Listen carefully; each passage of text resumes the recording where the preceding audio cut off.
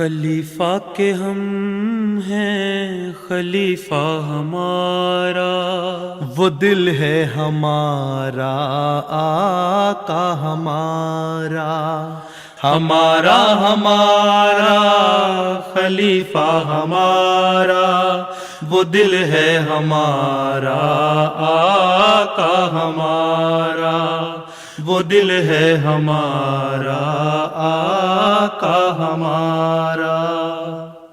Bismillahirrahmanirrahim. Assalamualaikum warahmatullahi wabarakatuh. Dan selamat datang dalam program This Week with Huzur. Kami merasa terhormat untuk mempersembahkan sorotan dari Mulakat dengan Amilah Nasional Majelis Ansarullah dari Switzerland. Selain itu, Huzur dengan penuh kebaikan telah menghadiri International Waqf Now Refresher Course. Assalamualaikum. Pada tanggal 18 Januari, Majelis Amilah Nasional Majelis Ansarullah Switzerland mendapat berkat untuk mengadakan mulakat dengan Hadrat Khalifatul Masih Al-Khamis Ayyadahullahu Ta'ala bin Aziz. Selama mulakat yang berlangsung di Islamabad, para peserta semuanya memiliki kesempatan untuk melakukan diri dan memohon bimbingan Huzur. Selama mulakat, Huzur berbicara kepada Qaid Talimul Quran dan Wakaf Arzi. Di antara Anda yang duduk di sini, apakah pernah melakukan wakaf arzi? Belum, Huzur. Jika Anda memberi contoh, barulah orang-orang akan mengikuti Anda. Semua anggota amilah yang duduk di sini hari ini, mereka semua harus melakukan wakaf arzi. Baik, Huzur. Dorong mereka untuk membaca Al-Quran secara teratur dan minta mereka mengajarkannya di rumah mereka masing-masing. Hanya dengan begitu, struktur administrasi akan bekerja secara efektif. Huzur, nama saya Nasir Mahmud, berkhidmat sebagai Qaid Zahanat dan Sehat Jasmani. Saya juga berkhidmat sebagai Zaim Majlis Basil.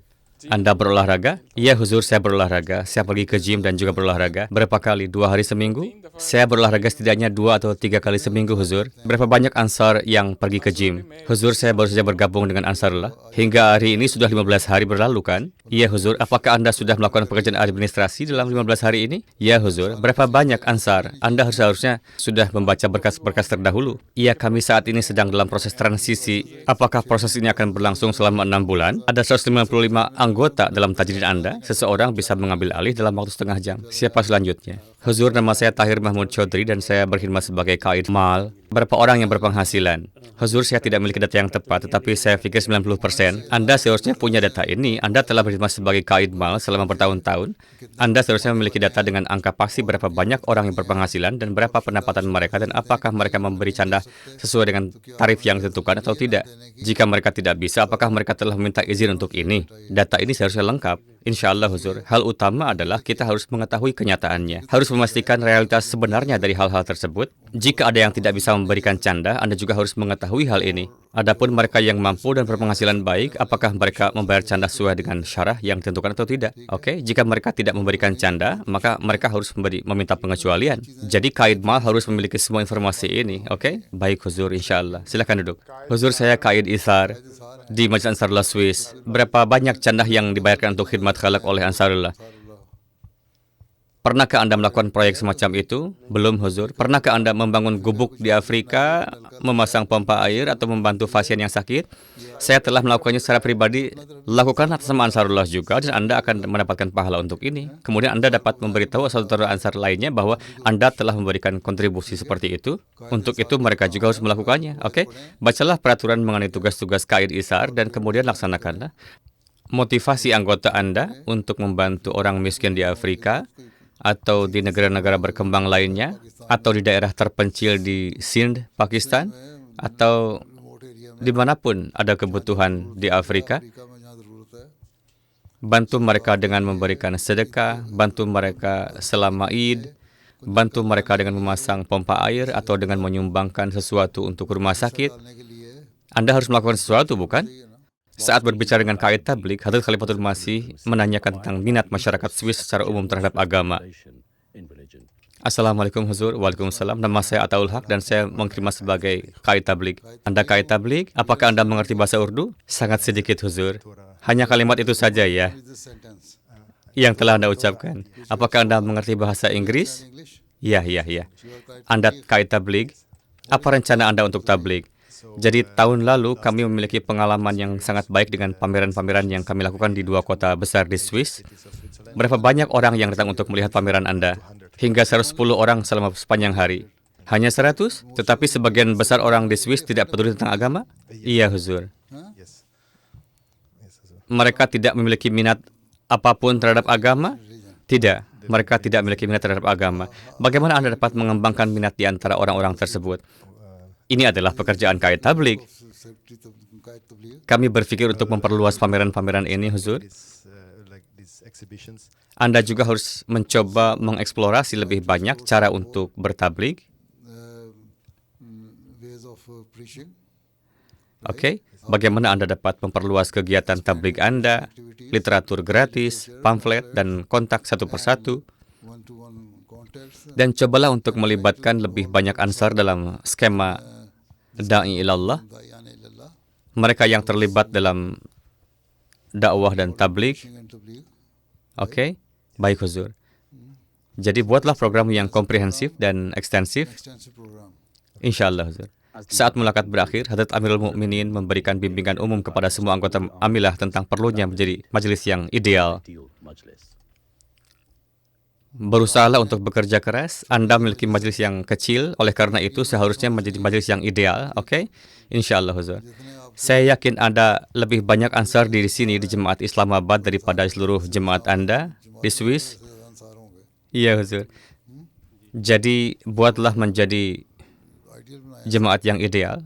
Oke?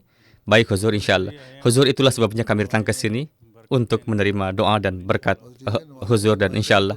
Baik, Anda juga lakukan sholat dan berdoa untuk diri Anda sendiri. Baik, Huzur, Anda juga harus berdoa sendiri. Anda memiliki jemaat yang kecil, berusahalah untuk mengubahnya menjadi jemaat yang ideal. Dan alih-alih saling menjegal dalam hal-hal kecil atau bertengkar satu sama lain, alih-alih satu orang mengeluh tentang yang lain, atau alih-alih satu orang tidak mematuhi yang lain, alih-alih Amir atau Sadr Khudamul Ahmadiyah atau Sadr Ansarullah atau Lajnah menyimpan keluhan, Anda harus membebaskan diri dari pertengkaran semacam itu dan bekerja sebagai satu kesatuan. Ketika Anda mengembangkan persatuan dan bekerja secara harmonis, barulah pekerjaan Anda akan diberkahi. Oke? Ansarullah berada pada usia yang merupakan usia matang. Oleh karena itu, Anda seharusnya membimbing orang lain dan membantu saudara-saudara Ansar lainnya dalam maju ke depan. Oke? Anda menyumbang 1/5 dari tajnid jemaat Anda. Oke? Jika Anda mentarbiyati anak-anak, istri, dan di dalam rumah Anda dan saudara-saudara Anda, maka semuanya akan baik-baik saja. Berusahalah untuk memajukan nizam dan jangan bertengkar mengenai hal-hal sepele. Saat mulakat berakhir, para anggota Amilah semuanya memiliki kesempatan untuk berfoto dengan Huzur dan menerima hadiah pena. Sehari sebelumnya, pada hari Sabtu, Hadrat Khalifatul Masih Al-Khamis menghadiri Refresher Course Waqf Now Internasional. Hadrat Amirul Mukminin meluncurkan aplikasi Waqf Now yang baru dan memimpin para peserta dalam doa. Para peserta kemudian semuanya memiliki kesempatan untuk berfoto dengan Huzur. Semua sekretaris yang telah datang ke sini seharusnya tidak hanya datang, duduk dalam pertemuan ini, mendengarkan ceramah-ceramah yang disampaikan dan lalu kembali, melainkan Anda juga harus mengamalkan ini. Jelaskan kepada para Waqafinau mengenai apa tanggung jawab mereka. Beberapa Waqafinau akan secara resmi masuk ke dalam pengkhidmatan jemaat, sementara ada beberapa Waqafinau yang bekerja di bidang mereka sendiri. Jelaskan kepada mereka bahwa mereka harus memperoleh izin sebelum memulai pekerjaan di luar. Mereka boleh melakukan pekerjaan apapun yang mereka inginkan jika jemaat tidak membutuhkan mereka pada saat ini. Namun itu tidak berarti bahwa mereka telah menjadi sepenuhnya bebas. Sebagai seorang Waqafinau, mereka harus memahami tanggung jawab mereka, menunaikan hak-hak ibadah mereka, meningkatkan pengetahuan agama mereka, memperoleh pengetahuan tentang Al-Quran, dan mengkhidmati jemaat. Ini adalah hal-hal penting yang harus Anda tanamkan dalam pikiran setiap anak Waqafinau. Saya telah mengetahui beberapa orang yang di negara-negara tertentu, orang-orang juga menulis kepada saya bahwa mereka tidak ingin melanjutkan wakaf mereka. Jadi, kirimkan daftar semua individu tersebut ke Departemen Pusat Waqafinau di sini, sehingga nama-nama mereka dapat dihapus dari daftar. Waqafinau bukan hanya sebuah gelar, melainkan itu adalah sebuah pangkat yang diberikan kepada seorang anak pada saat mereka belum lahir. Dan kemudian setelah itu, dia memperbarui ikatan mereka dan berjanji untuk melanjutkan dan mempertahankan perjanjian ini. Mereka yang tidak dapat mempertahankan perjanjian ini, kami harus menghapus nama-nama mereka dari daftar bagaimanapun juga. Dan mereka yang berjanji untuk mempertahankan wakaf mereka, kemudian juga harus memahami tanggung jawab mereka. Apapun yang Anda pelajari dan bawa pulang dari sini, saya pikir banyak hal telah dijelaskan di sini dan bahwa Anda sudah mengetahuinya, tetapi sekarang ada kebutuhan untuk bertindak. Ada kebutuhan untuk mengorganisir para wakaf finau. Jika tim-tim wakaf finau ini yang berjumlah ribuan diorganisir dengan baik, maka pekerjaan jemaat di setiap negara dapat meningkat secara eksponensial. Pekerjaan tabligh, pekerjaan tarbiyat dapat meningkat secara eksponensial di kalangan wanita maupun di kalangan pria. Dengan demikian, berikan perhatian khusus terhadap hal ini. Saya berharap Anda juga akan berupaya untuk bertindak berdasarkan apa yang Anda pelajari dan bawa pulang dari sini, dan akan mengorganisir tim-tim Anda dan anggota-anggota wakaf finau Anda kembali. Semoga Allah telah menganugerahkan Anda kemampuan untuk melakukannya. Amin. Assalamualaikum. Itulah sorotan dari kegiatan Huzur pekan lalu. Kami akan akhiri dengan segmen terakhir, yakni ringkasan khutbah Jumat. Dalam khutbah Jumat hari ini, Huzur melanjutkan khutbah-khutbahnya tentang kecintaan Rasulullah SAW kepada Allah Ta'ala. Huzur Ayyadahullahu Ta'ala bin Aziz menceritakan sebuah kejadian yang menggambarkan keteguhan dan keyakinan Nabi Suci SAW dalam menghadapi setiap penentangan.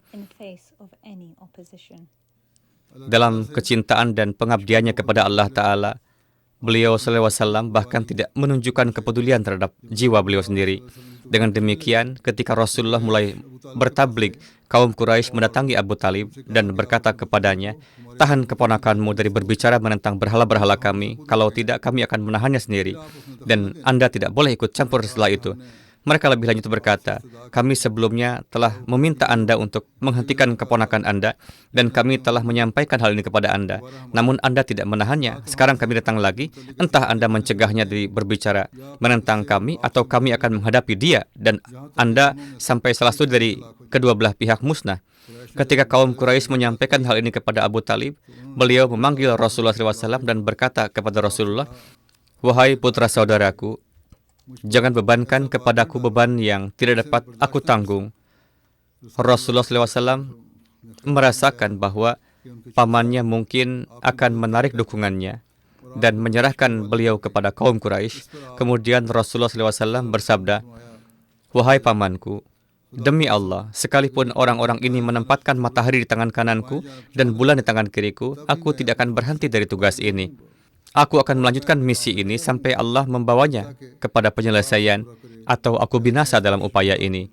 Setelah mengatakan ini, beliau bangkit dan mulai pergi. Pada saat itu, Abu Talib memanggil beliau kembali dan berkata, "Wahai keponakanku, lakukanlah sebagaimana yang engkau inginkan. Demi Allah, aku tidak akan pernah menyerahkanmu kepada mereka, tidak untuk ganti rugi apapun."